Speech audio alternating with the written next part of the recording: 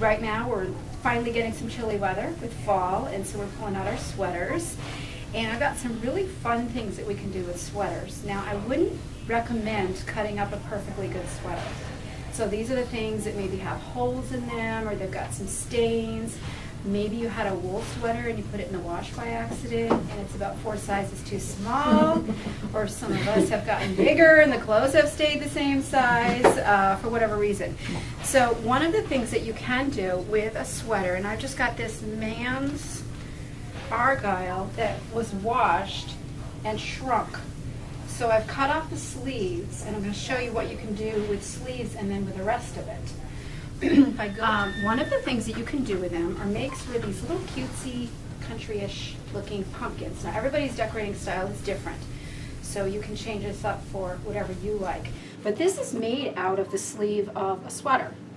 So you've already got the gathering at the cuff end, and this does not require any sewing.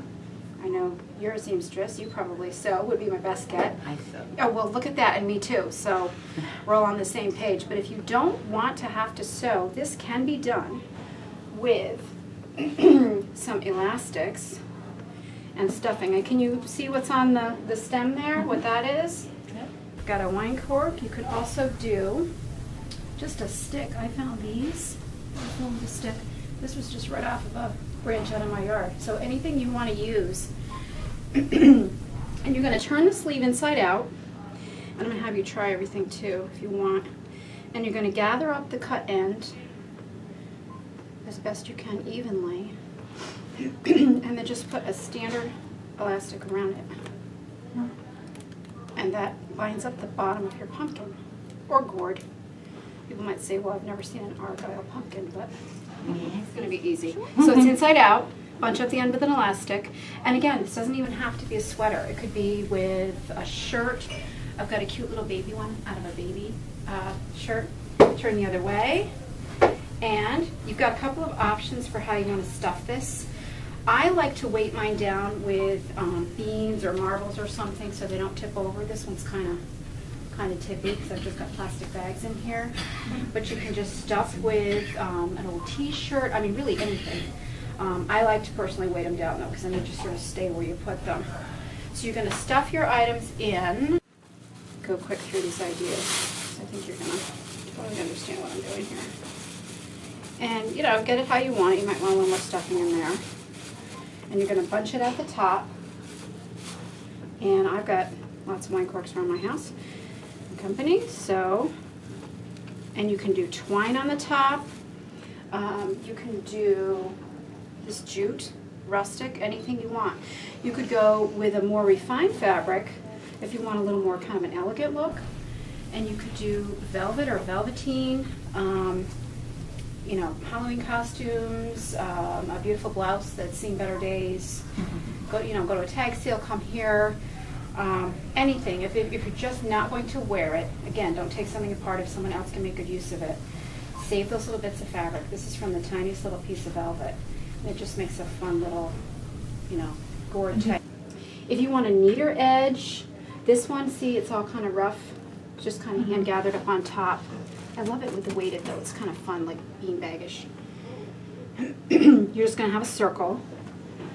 And this is something I keep in the house, DIY kit. And I just have to tell you for a second, I think this is the best idea ever. You know when you buy curtains, pillowcases, any kind of bedding, save the bags because they have this zipper on them.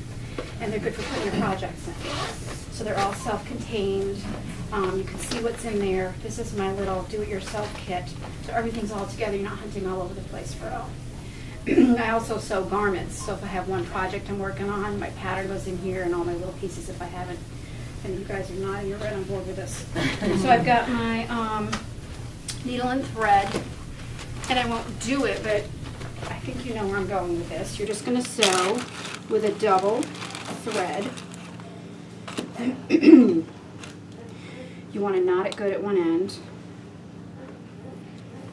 and you're just going to do a running stitch around. Fold it over a little bit, start here like so, and then that's going to give you, once you gather it up, that's just going to give you that nice neat edge here. You can finish it up with a glue gun to get it to stay, because if you know, a little snip and it's going to come apart. So those are a couple of options for some kind of fun fabric type pumpkins or gourds. You're going to use the cuff from a sweater, and you want to do one that's fairly tight, like a child's sweater. Cable is really, really cute, and also it's going to be a little bit more elastic than something like this. And we're imagining this is your coffee mug.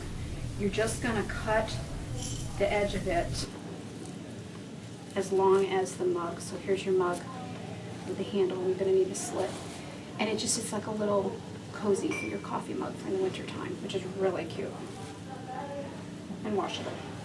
Or you could buy them at Target. Throw pillows hanging around. Do any of you dress up your pillows for different holidays instead of buying fall pillows? To me, it's all about who has a place to store all this stuff for all the different seasons. You can, if you're handy with a needle and thread, you're going to sew up. You're going to put right sides together, sew up the one end.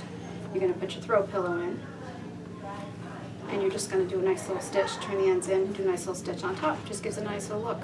And you know, you've not spent anything. Tote bags, all kinds of fun things you can do.